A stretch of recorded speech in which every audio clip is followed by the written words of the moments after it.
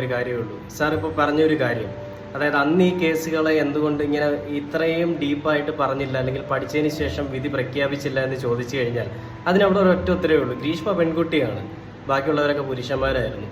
ഇദ്ദേഹം പുരുഷവിരോധി ആയിരിക്കണം. ഒന്നുകിൽ 21 വയസ്സുള്ള ഒരു പയ്യന് വരെ വധശിക്ഷ കൊടുക്കാനായിട്ട് ഒരുങ്ങിയ ഒരാളാണെന്ന് വരെ ഞാൻ കേട്ടിട്ടുണ്ട് പല ന്യൂസുകളിലും.